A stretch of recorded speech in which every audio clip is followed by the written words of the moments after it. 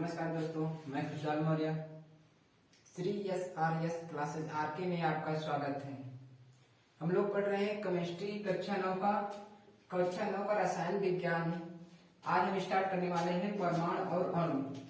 परमाणु और अणु क्या होते हैं, ये हमारे दैनिक जीवन में कैसे उपयोग होते हैं, आज इनके बारे में हम थोड़ा डिटेल करने वाले हैं। चलिए हम देखते हैं कि ये जो परमाणु होता है, परमाणु कहते किसे हैं। चलिए हम इसकी परिभाषा समझते हैं। जो परमाणु होता है, परमाणु दो शब्द से मिलकर बना होता है। देखिए जैसे इसका हम संधि विच्छेद करते हैं, जो परमाणु होता है, परमाणु का अगर हम संधि विच्छेद करते हैं तो परम और दूसरा अणु। अगर इसका हम संधि विच्छेद करेंगे तो परम और अणु दो शब्दों से मिलकर बना हुआ है। परम का अर्थ होता है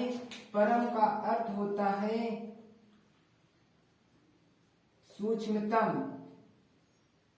परम का अर्थ होता है सूक्ष्मतम और अणु का अर्थ होता है कण।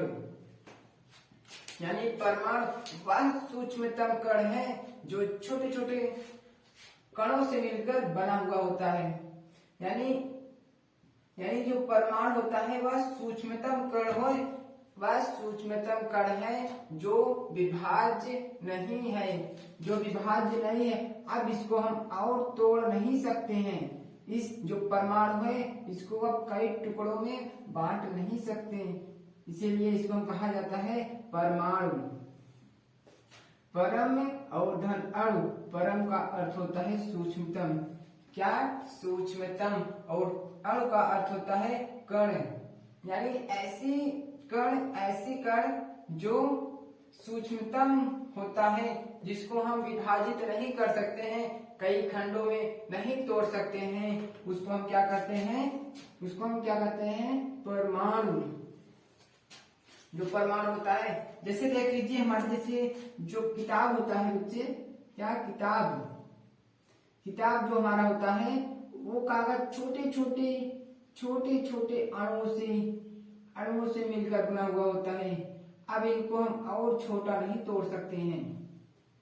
अब देखो छोटे अणुओं से मिलकर ये हमारा क्या बना होता है, ये किताब जो है छोटे छोटे अणुओं से मिलकर बना हुआ होता है। अब जो मिट्टी होती है वो छोटे छोटे अणुओं से मिलकर बने होते हैं। जैसे देख लीजिए, जैसे क्या है, ये कोई पत्थर है, जैसे ये पत्थर है, इसको अगर हम कई खंडों में तोड़ देते हैं तो ये लोग कई खंडों में टूट गया। फिर इनको हम और तोड़ते हैं। अब इससे ज्यादा छोटा नहीं हो सकता है ना, मान लीजिए इससे ज्यादा छोटा नहीं हो सकता है। यानी वह एक ऐसी अवस्था आ गई है, अब इससे ज्यादा ये नहीं टूट पाएगा। यही वह क्या है, परमाणु है। अब इससे ज्यादा कोई खंड नहीं हो सकता। ऐसी सूक्ष्मतम कण जिसका हम विभाजन नहीं कर सकते हैं, उसे हम परमाणु कहते हैं। क्या परमाणु कहते हैं। ये बात समझ में आई नहीं है। अब इनको हम और नहीं तोड़ सकते हैं। यानी जो ये देखो, ये परमाणु हमारा है, क्या परमाणु। ये हमारा जो परमाणु है, ये हमारा परमाणु है, ये किताब इन परमाणुओं से मिलकर बना हुआ है। तो डाल्टन ने हमको बताया कि जो ये परमाणु होता है ऐसी सूक्ष्मतम कण होती है जिनको हम अब खंडों में नहीं तोड़ सकते, अब कई खंडों में नहीं तोड़ सकते। ये डाल्टन एक वैज्ञानिक आए,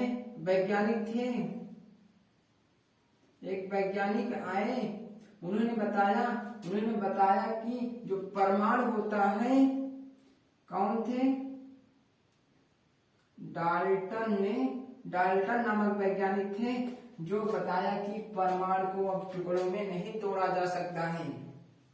लेकिन कुछ समय बाद तीन वैज्ञानिक आए और बताएं कि परमाणु को तोड़ा जा सकता है। यानी परमाणु को कई खंडों में बांटा जा सकता है। 3 वैज्ञानिक आए। पहले वैज्ञानिक कौन थे? 3 वैज्ञानिक आए, बोले कि जो परमाणु है उनको हम 3 खंडों में तोड़ सकते हैं। पहला कौन सा? इलेक्ट्रॉन। इलेक्ट्रॉन जो है इलेक्ट्रॉन, दूसरा प्रोटॉन, प्रोटॉन, तीसरा न्यूट्रॉन। इन 3 खंडों में परमाणु टूट सकता है।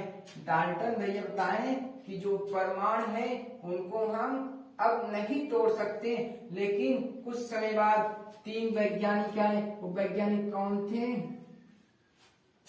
वो वैज्ञानिक थे जे जे थॉमसन। जे जे थॉमसन, थॉमसन, जे जे थॉमसन और गोल्डस्टीन, गोल्डस्टीन, गोल्डस्टीन। यानी जो इलेक्ट्रॉन तोड़ा गया था, जे जे थॉमसन ने बताया परमाणु जो है इलेक्ट्रॉनों से मिलकर बना हुआ है, और गोल्डस्टीन ने आए बताया कि जो परमाणु है वो प्रोटॉनों से मिलकर बना हुआ है। और एक वैज्ञानिक और आ गए, बोले कि भैया न्यूट्रॉन भी, जो परमाणु है न्यूट्रॉन से भी बना हुआ है। किससे बना हुआ है? न्यूट्रॉन से। ये कौन वैज्ञानिक थे? चैडविक। चैडविक ने बताया कि, चैडविक ने बताया कि जो न्यूट्रॉन है, न्यूट्रॉन मिलकर परमाणु का निर्माण करता है। यानी ये तीनों मिलकर इलेक्ट्रॉन, प्रोटॉन, न्यूट्रॉन तीनों मिलकर परमाणु का निर्माण करते हैं। इतनी बातें समझ में आई? फिर से समझते हैं, थोड़ा बार रिवीजन कर। देखो, जो हमारा हम पढ़ रहे हैं परमाणु और अणु। जो परमाणु होता है, परमाणु का मतलब होता है परम और अणु। परम और अणु। परम का अर्थ होता है सूक्ष्मतम, बहुत छोटा, जिन्हें अपनी आंखों से नहीं देख सकते, सूक्ष्मतम। अणु का अर्थ मतलब होता है कण। यानी परमाणु 2 शब्दों से मिलकर बना होता है, परम धन अणु, जिसका अर्थ है सूक्ष्मतम कण। अब समझते हैं परिभाषा। ऐसा कण जो सूक्ष्मतम हो, जिन्हें अब हम विभाजित ना कर सके, उसे हम परमाणु कहते हैं। ये बात हमारा जो ये बात थी, ये बात हमको डाल्टन ने बताया था। डाल्टन ने सन 1808 ईस्वी में, सन 1808 ईस्वी में बताया था। 1808 ईस्वी में डाल्टन ने बताया जो परमाणु होता है वो सूक्ष्मतम कण होता है, ये विभाजित नहीं हो सकता, यानी विभाजित नहीं हो सकता, विभाजित नहीं हो सकता, विभाजित नहीं हो सकता। उसके बाद कुछ समय बाद धीरे धीरे समय बीतता गया। 3 वैज्ञानिक आ गए। कौन कौन थे? जे जे थॉमसन, गोल्डस्टीन और चैडविक ने बताया कि नहीं भाई डाल्टन भैया, नहीं, तुमने गलत बताया है। जो परमाणु होता है वो 3 चीजों से मिलकर बना हुआ होता है। पहला इलेक्ट्रॉन, दूसरा प्रोटॉन और तीसरा न्यूट्रॉन। ये तीनों चीजों से मिलकर बना हुआ होता है। स्क्रीनशॉट ले लीजिए, स्क्रीनशॉट हो गया होगा। अब मिटा रहे हैं।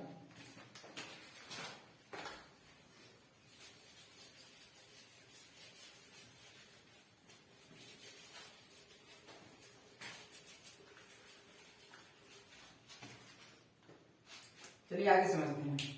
डबिनो ने बताया, जे जे थॉमसन, यहाँ पे गोल्डस्टीन और चैडविक ने बताया कि डाल्टन भाई तुम्हारा जो कथन है वो गलत है। जो परमाणु है वो 3 खंडों में टूट सकता है।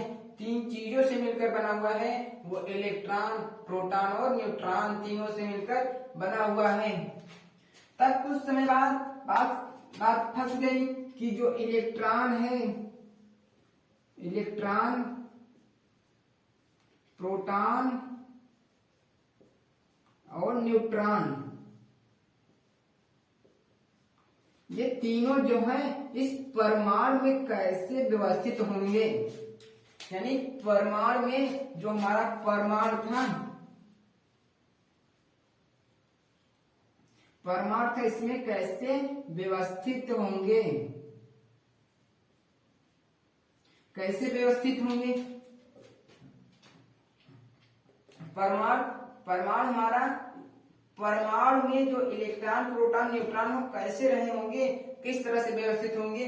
तो एक वैज्ञानिक आए, वो बोहर थे। बोहर नामक वैज्ञानिक ने बताया जो हमारा इलेक्ट्रॉन प्रोटॉन और न्यूट्रॉन होता है वो किस तरह से व्यवस्थित होता है। चलिए देखते हैं। एक केंद्र होता है, यानी केंद्र या केंद्रक कह सकते हैं, केंद्रक कह सकते हैं इसको। एक केंद्रक होता है, इस केंद्रक के वृत्ताकार मार्ग पर, इस केंद्रक के चारों ओर, इस केंद्रक के चारों ओर एक वृत्ताकार मार्ग होता है। तो बोहर ने बताया जो हमारा इलेक्ट्रॉन होता है, ये इलेक्ट्रॉन होता है इस वृत्ताकार मार्ग पर गति करता रहता है, इस वृत्ताकार मार्ग पर गति करता रहता है।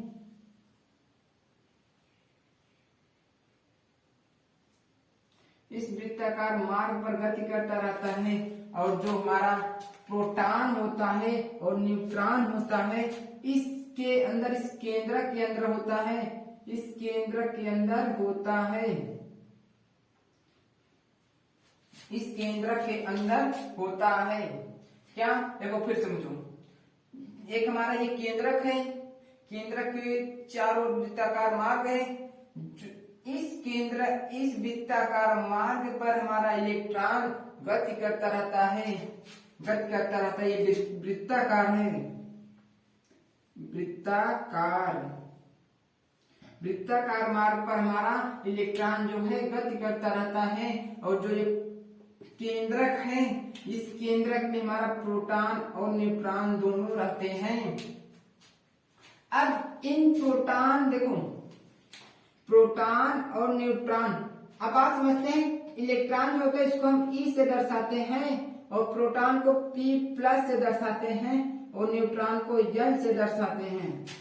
अब जो ये प्रोटॉन और न्यूट्रॉन है ये कहाँ है, केंद्रक के अंदर। कहाँ है, केंद्रक के अंदर, इस केंद्रक के अंदर है। अब इस केंद्रक को हम प्रोटॉन और न्यूट्रॉन के सम्मिलित रूप से, प्रोटॉन और न्यूट्रॉन के सम्मिलित रूप से इसको हम क्या कहते हैं, नाभिक कहते हैं। नाभिक, प्रोटॉन और न्यूट्रॉन के सम्मिलित रूप से इसको हम क्या कहते हैं, नाभिक। क्या कहते हैं, नाभिक। इस नाभिक की खोज जो है रदरफोर्ड ने की थी, रदरफोर्ड ने की थी। इसको हम डिटेल पढ़ेंगे। इस नाभिक की खोज। धन्यवाद जी।